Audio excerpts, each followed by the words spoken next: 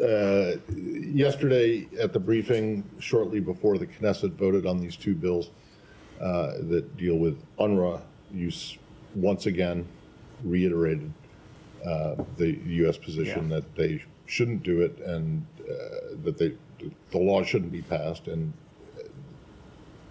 that if they were, there should be steps taken to mitigate the situation. So now that the laws have both passed, and recognizing that they won't take effect for another 2 months or so, at least, what is your response, and what are you planning to do, particularly given the emphasis that you guys, Secretary Blinken and Secretary Austin in particular, have put on improving the aid supply into Gaza? Yeah.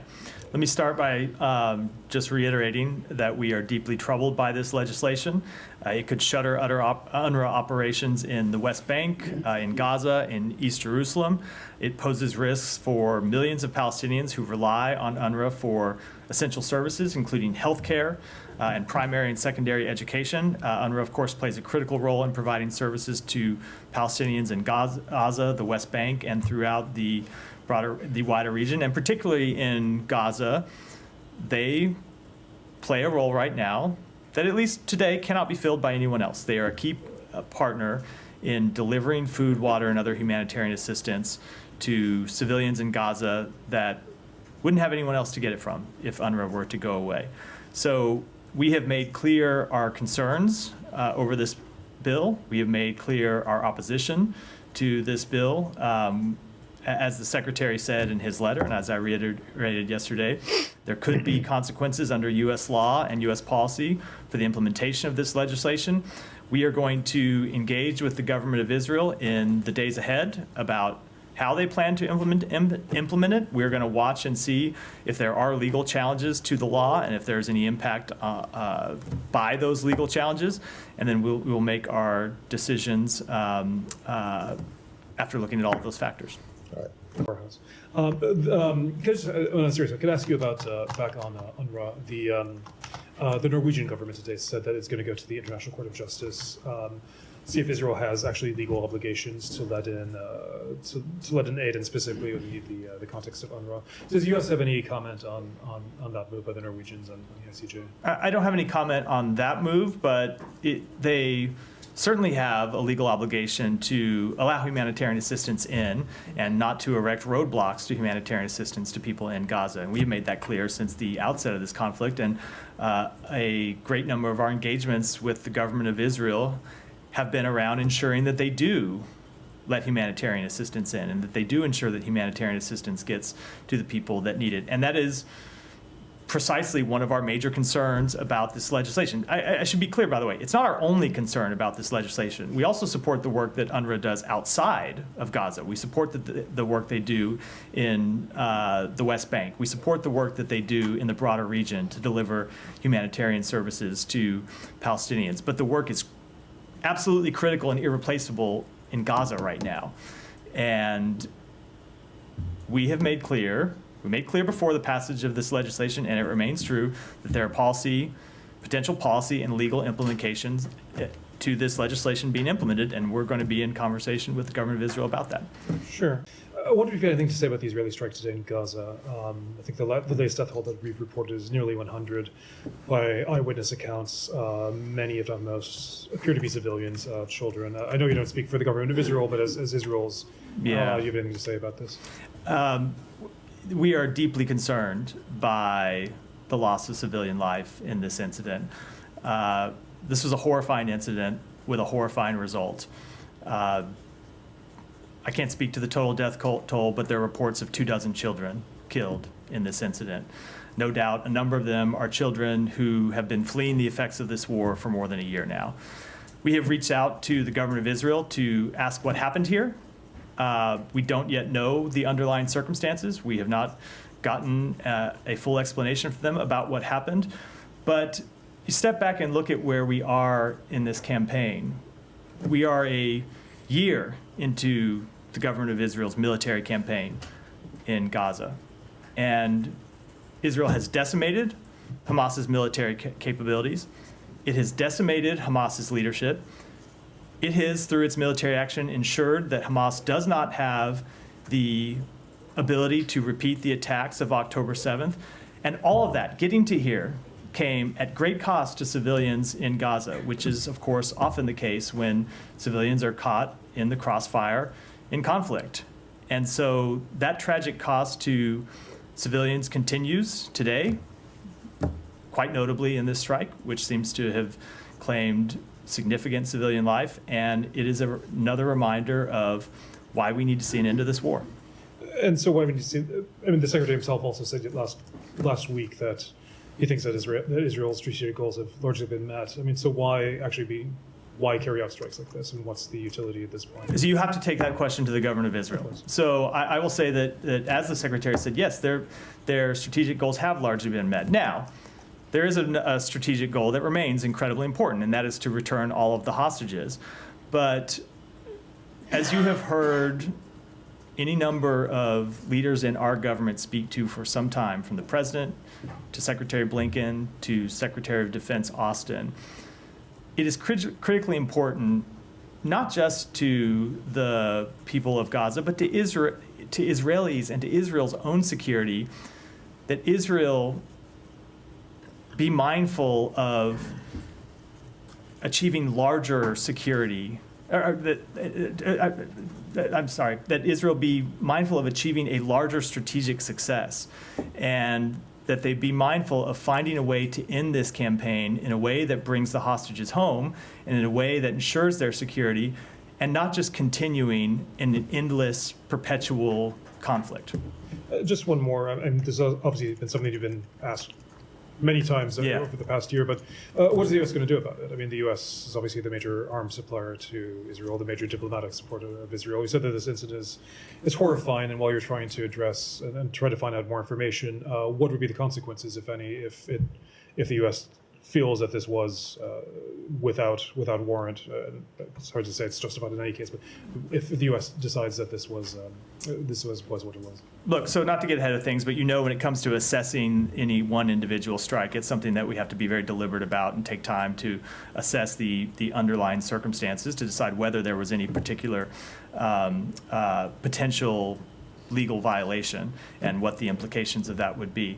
I will say what we are going to do about it, though, is to continue to try and end the war and continue to impress upon to the government of Israel the need to end this war, to continue to work with the other mediators, Egypt and Qatar, to try and find a way forward to end this war, and to continue to work with partners throughout the region and throughout the world to present a plan for what follows the war, which would give Israel the confidence that they don't need to continue an endless fight, that there would be actual security in Gaza that would provide security for Israel too, and so that they can withdraw their forces from Israel and know that there isn't an ongoing threat to Israeli civilians and to the state of Israel. Going back to the letter sent by Secretary Blinken and Secretary Austin to the Israeli government, it calls for the creation of a virtual channel to discuss civilian harm incidents, and says the first virtual meeting of that channel should take place before the end of October. Has it happened yet, or is it on the books? We have had conversations about the establishment of that channel. I don't have anything definitive yet to report. We continue to have conversations about how to establish that in a way that will be meaningful and will actually produce results. Does the State Department consider that meeting or its equivalent to have taken place already? I don't have an announcement to make today. We have a few days left in the month. Yeah. Matt, so on that letter, I think that was sent about more than 2 weeks ago. Does the United States have some sort of an interim assessment on how Israel has done so far in terms of fulfilling U.S. requirements, given what's going on in northern Gaza too? We have been watching and engaging with them about each of the steps that we called on them to implement in that letter. Now, I'm not, during this 30-day period, going to go through line by line and say which one has been implemented and which one has not, although we are very carefully tracking that, and we are engaging with them about specific steps that we want to see them take. But I don't think it's appropriate for me, while we're going through this process, to go through one by one and talk about where they are. just speaking largely, though, or speaking broadly, I should say, we have seen some progress, but we haven't seen enough. So I said last week, what the Secretary said last week, it continues to be the case that we have seen them take some initial steps, but we need to see them do much more, and we are engaged with them to impress upon them the importance of doing much, much more. Right. Given it's another 2 weeks left, I believe, how confident that, are you that they are actually going to fulfill these? I don't think it's appropriate for me to make any predictions at this point. We made clear what the steps are we want to see implemented. We put a deadline on it. Let's wait until we get to the deadline to talk about where things stand. Right, and about this deadline, there is a lot of commentary out there, and in the law, there is no grace period. You are saying at this moment in time that you have not seen enough from Israel. So I just want to ask the question that a lot of people out there are asking: why not implement the law now? We are implementing the law. We have not assessed them to be in violation of the law at this point. But you're just saying they're not fulfilling the things that you want from them. They correct. are impeding aid into Gaza. That is not what I said. They're not impeding. That is not what I said. We have outlined a number of steps that we want to see them take in the letter. Right. Now, to answer your question, the reason why we didn't set an immediate deadline, or you have to implement all these steps 5 minutes after you get the letter, or you have to implement all these steps 7 days after the letter, is because there are some of the steps that we understand take actual time to implement. If you look at some of the, but we thought that 30 days was an appropriate measure, not 2 weeks, or we'd put 2 weeks in the letter. There were some things that we wanted to see happen immediately, and we saw some of those happen immediately. We saw Erez reopen immediately. We saw the Jordan route reopen immediately. And the letter made clear some things we want to see happen immediately, and then we need to see other things happen within 30 days. We're not yet at 30 days. I promise you we will have an extensive conversation about this at the end of that 30-day period, but we're in that window now. Okay.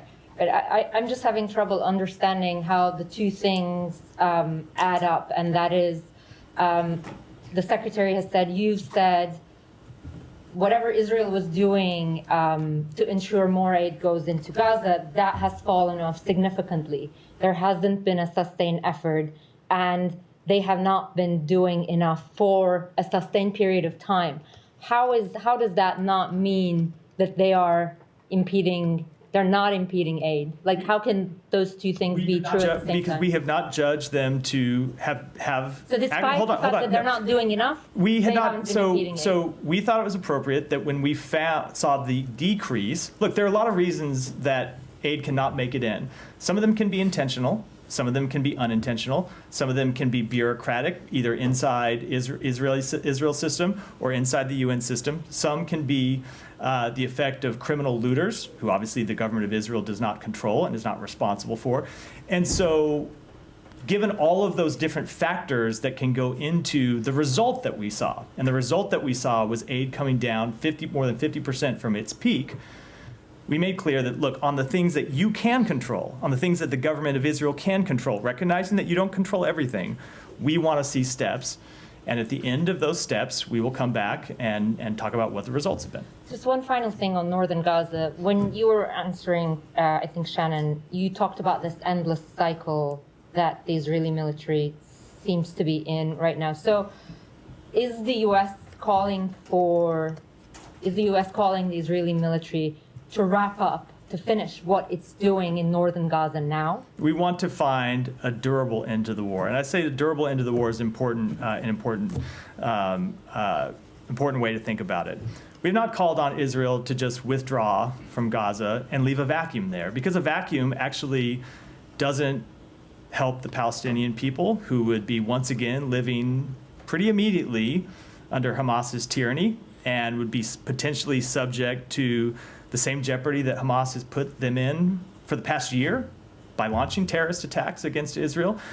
And it certainly wouldn't solve Israel's security problem. It would potentially land us back in the same place months or a few years down the road. And so that's why we are working to restart talks, which happened over the weekend, to try to find a durable end to the war. It's why we're working on the plans for what follows the war with our partners. Oh, actually, just really the final one.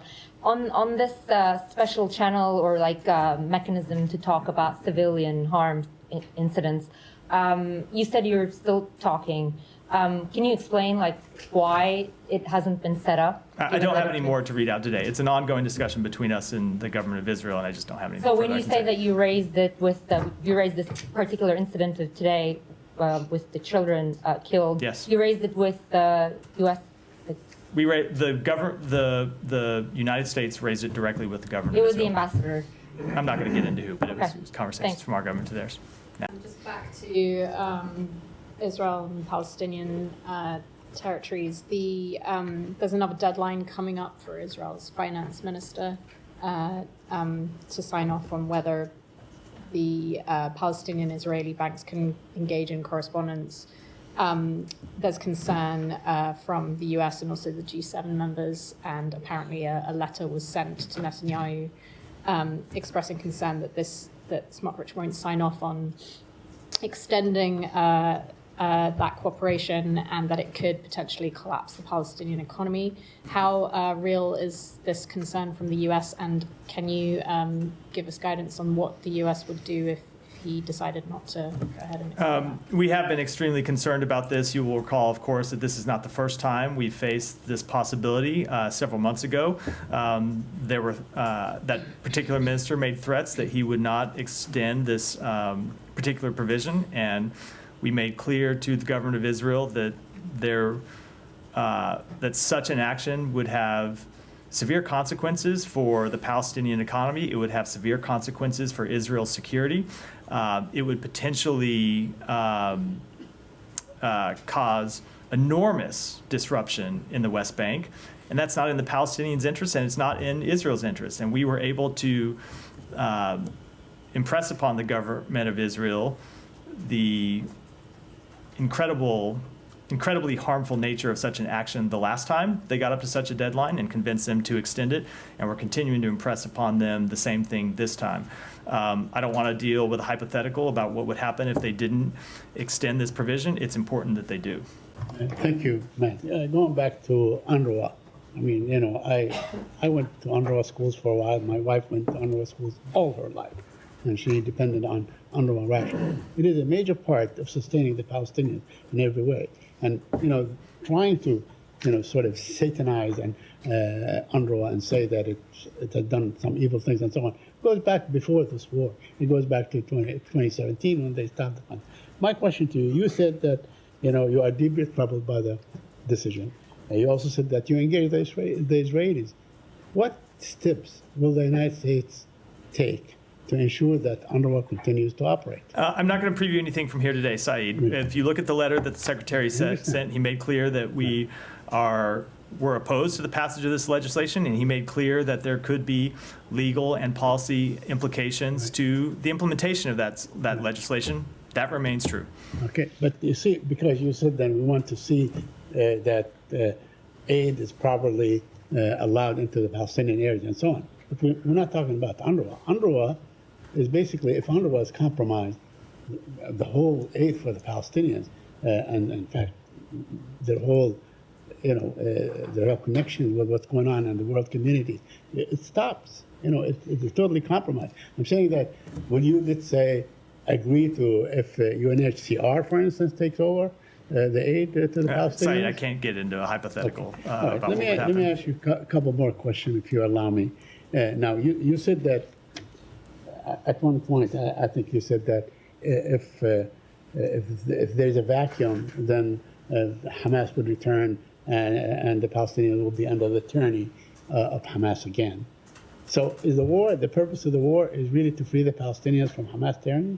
The purpose of the war, from Israel's perspective, and I'm just going to say what they have said publicly, that the purpose of the war was to ensure that to ensure that Hamas could not repeat this attack again, to hold its leadership accountable. They have done both of those things, and to return the hostages. They have completed two pretty significant objectives. They've also decimated the Hamas's military capabilities, and so what the Secretary impressed upon them last week was that it is time to find a way to bring this war to an end. Now, we have also made clear, and this is, we have also made clear that Hamas cannot continue to govern Gaza the way it did before October 7th, because you saw the result of Hamas governance of Gaza, and that is horrific consequences for the Israeli people and horrific consequences for the Palestinian people. But seeing what, I don't know. I mean, they call it a war. It's not a war. There is no opposing army. It is really a slaughter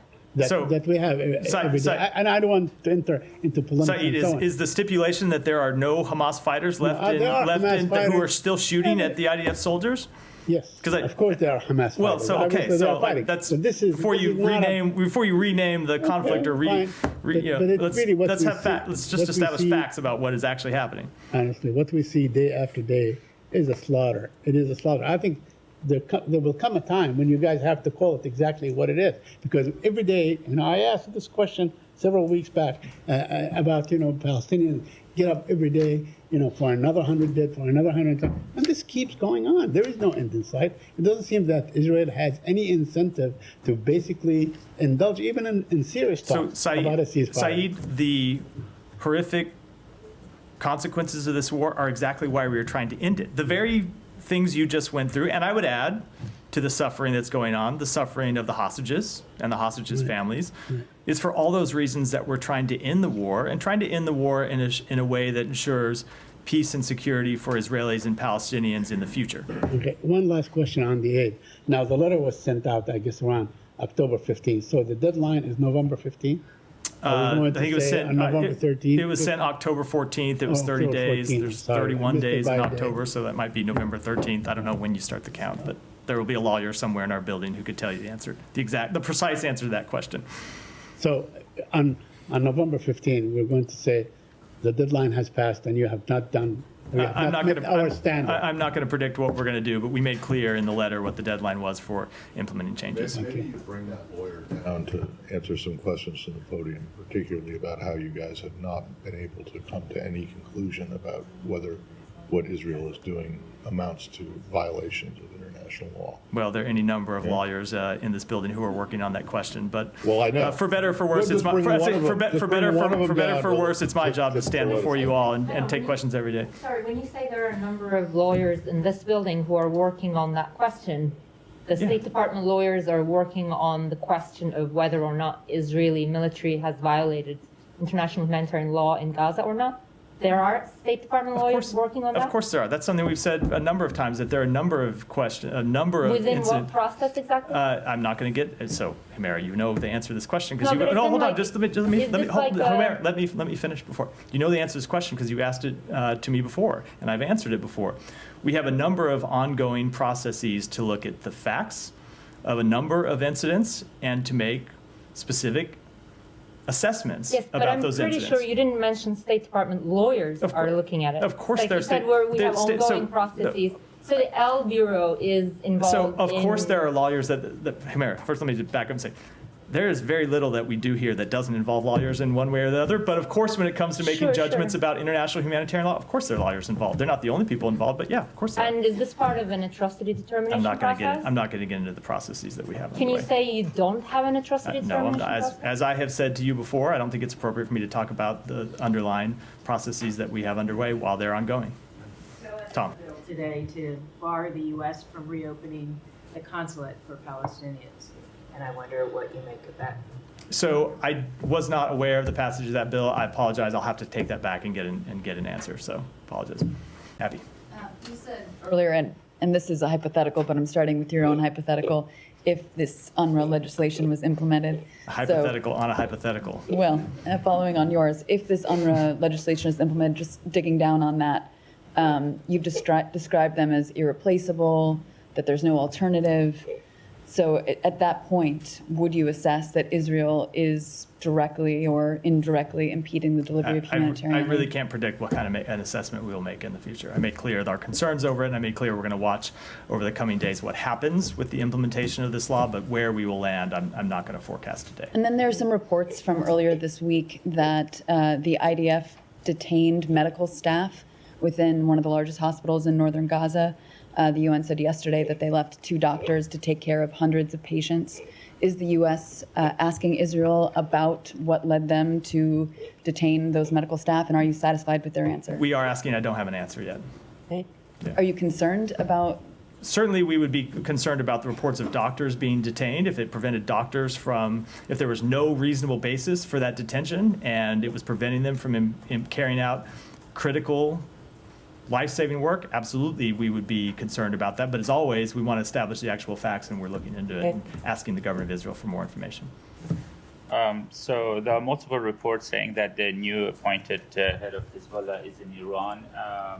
Given that Israelis started, as soon as the announcement came officially about his appointment, that they're going to take him out, is U.S. concerned that Israeli taking him out in Iran will intensify the situation in the region, especially with the Iranians saying that they are preparing for attack on Israel? I don't want to comment on a hypothetical action in any way. Okay, and I have another one regarding comments by Ambassador Linda Thomas-Greenfield today. She said that the United States made clear to Prime Minister Netanyahu that 1 year into the conflict, Israel must address catastrophic humanitarian crisis in Gaza. The United States rejects any Israeli efforts to starve Palestinians in Jabalia or elsewhere, and that Israel's word must be matched by action on the ground. Right now, that is not happening. This must change immediately. So can we take this to mean that the U.S. is acknowledging that there are Israeli efforts to starve Palestinians? And how should we see this in the context of the mid-October letter sent by Secretaries Austin and Blinken? I don't think that's the way you should take it. I think you should take it to be consistent with the letter that the Secretary Blinken and Secretary Austin sent, where they made quite clear that we're concerned about the humanitarian situation. You heard me address yesterday, we're particularly concerned about the humanitarian situation in Jabalia, where food isn't getting in right now and water isn't getting in right now. And that does need to change. And that's what Ambassador Thomas Greenfield was making clear in those remarks. Yeah. Part of that just for a second. I mean, there are multiple reports coming out of both Beirut and out of Israel that the U.S. has proposed some kind of a ceasefire plan for Lebanon that would call for a full implementation of UNSCR 1701 with the withdrawals by both Hezbollah and Israel within 2 months. Is that at all your understanding of where? So I don't want to get into the private diplomatic conversations that we're having, including about what any potential timetables might be. But we have been making clear in those conversations that we want to see, as part of a diplomatic resolution, the full implementation of UN Security Council Resolution 1701. And that means Hezbollah withdrawing north of the Litani River. It means Israel ultimately withdrawing south of the Blue Line, and it means peace and stability. And what we're working on to get to that point are ways to bolster the Lebanese armed forces to ensure that they can provide security and they can provide stability in southern Lebanon.